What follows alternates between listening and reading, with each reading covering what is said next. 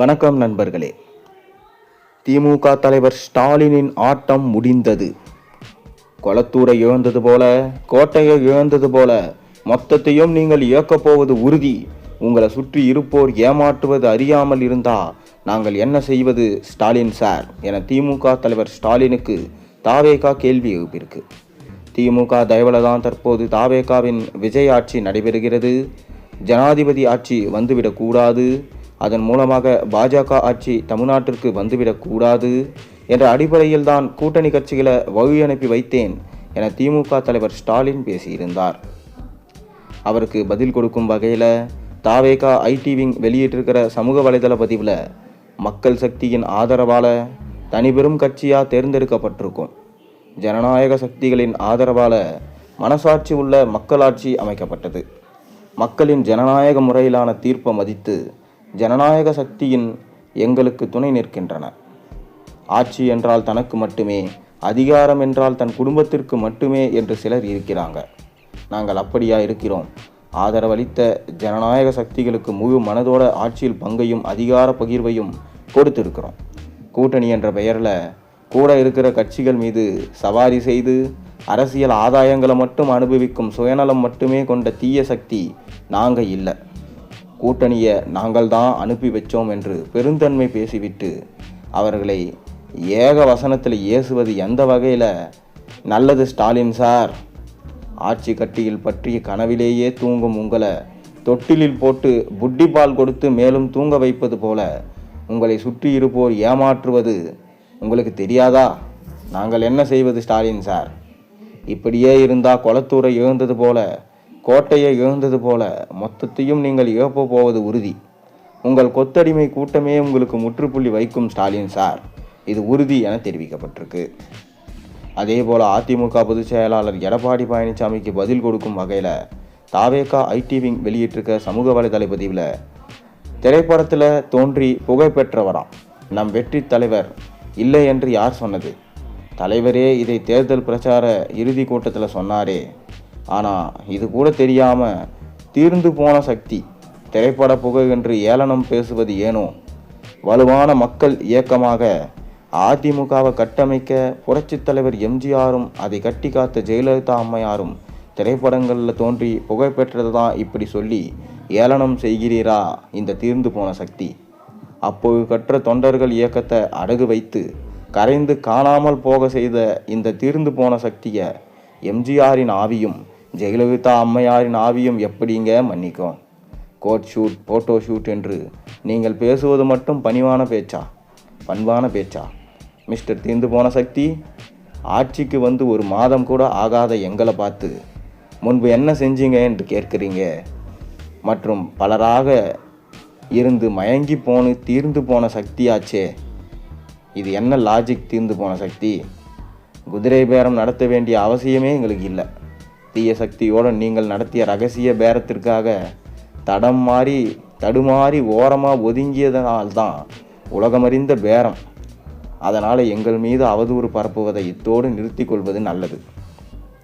எங்கள் ஆட்சியில் மக்கள் நலத்திட்டங்கள் ஒவ்வொன்றா நிறைவேற நீங்கள் அரசியலில் கரையேற முடியாமல் தத்தளித்து போவதை தமிழகமே பார்க்க போகுது.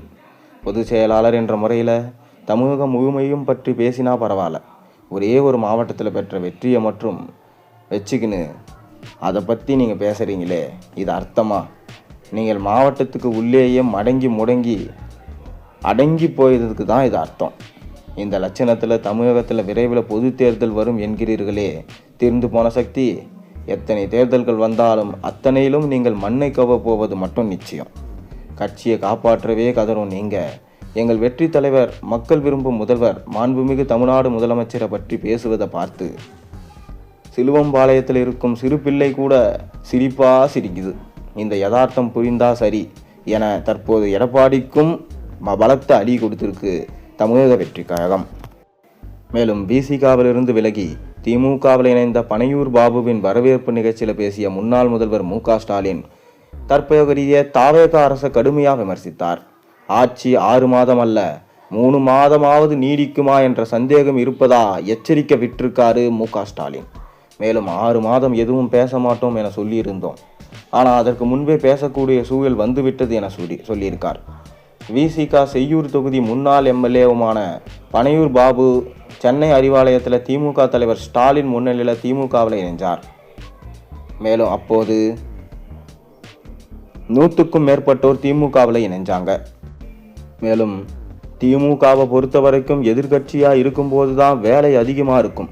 அப்படிப்பட்ட நேரத்தில் உழைப்பதற்கு தயாராக நாங்கள் இருக்கிறோம். நமக்கு துணையாக வந்து சேர்ந்துள்ள பாபுவை வரவேற்கிறேன் என ஸ்டாலின் சொன்னார். நீங்கள் ஏற்கனவே இருந்த இயக்கத்தை பற்றி விமர்சனம் செய்ய வேண்டிய அவசியம் இல்லை, விமர்சித்து பேச வேண்டிய தேவையும் இல்லை. 6 மாதம் எதுவும் பேச மாட்டோம் என சொல்லியிருந்தோம். ஆனால் அதற்கு முன்பே பேசக்கூடிய சூழல் வந்துவிட்டது. இப்போது நடந்து கொண்டிருக்கும் ஆட்சியை பற்றி நான் எதுவும் சொல்ல வேண்டியதில்லை. 6 மாதம் இல்லை, 5 மாதம் இல்லை, 3 மாதமாவது இந்த ஆட்சி தாங்குமா என்ற கேள்விக்குறியோடு தான் ஆட்சி நடந்து கொண்டிருக்கிறது என ஸ்டாலின் சொல்லியிருக்கிறார். இதற்கு மார்க்சிஸ்ட் கம்யூனிஸ்ட் கட்சியின் மாநில செயலாளர் பே. சண்முகம் இதற்கு கடும் எதிர்ப்பு தெரிவித்தும் வகையில் பேசினார். மக்களால் தேர்வு செய்யப்பட்ட ஒரு அரசு 3 மாதம் கூட தாங்காது என சொல்வது தவறு என காட்டமாக பேசியிருக்கிறார் சிபிஎம் மாநில செயலாளர் பே. சண்முகம். புதுக்கோட்டையில் செய்தியாளர்களுக்கு பேட்டியளித்தார். அப்போது இந்தியா கூட்டணியில் இடதுசாரி கட்சிகள் இருக்கு. தமிழகத்தில் திமுக தலைமையிலான கூட்டணியில் தற்போது யாரும் இல்லை. இந்தியா கூட்டணியில் திமுக நிலை குறித்து விரைவிலே தெரியும். மக்களால் தேர்வு செய்யப்பட்ட அரசு 3 மாதம் கூட தாங்காது என்று சொல்வது தவறு. அது மு.க. ஸ்டாலின், எடப்பாடி பழனிசாமி என யார் கூறினாலும் தவறுதான். நாங்கள் தாவேகாவுக்கு ஆதரவு கொடுத்து அன்றைக்கு இருந்த சூழலில் சரியான முடிவு.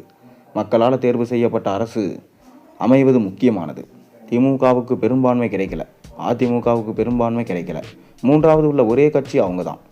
யார் கூட்டணியிலிருந்து வெற்றி பெற்றோம் என்பது முக்கியமல்ல. தாவேகாவுக்கு ஆதரவு என்பது நாங்கள் சுயேட்சையாக எடுத்த முடிவு.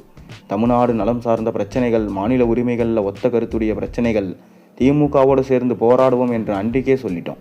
அதே நிலைப்பாடு தான் இன்றும். மார்க்சிஸ்ட் கம்யூனிஸ்ட் கட்சி தாவேகாவுக்கு வெளியில் இருந்து ஆதரவு அளிப்பது என்பது யாருடைய தூண்டுதலும் ஒப்புதலுடன் முடிவோடும் எடுக்கப்பட்ட முடிவு அல்ல. 8ஆம் தேதியே இதை சொல்லிவிட்டோம். இதை வேண்டுமானால் ஸ்டாலினிடம் போய் கேளுங்கள். மதச்சார்பற்ற முற்போக்கு கூட்டணி என்பது இப்போது இல்லை. அதே நேரத்தில் தமிழகம் நலம் சார்ந்த பிரச்சனைகளில் திமுகவோடு இணைந்து போராடுவோம் என்று கூறினார். மேலும் ஸ்டாலின் அவர்கள் இந்த ஆட்சி 3 மாதம் கூட தாங்குமா என்று பேசியிருந்தார்.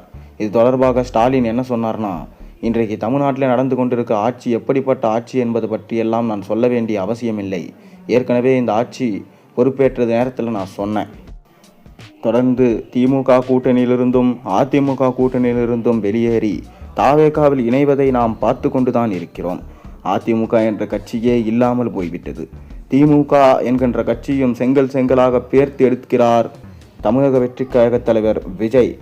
இதனால் தொடர்ந்து திமுகவில் கலவரம் ஏற்பட்டு கொண்டுதான் இருக்கிறது.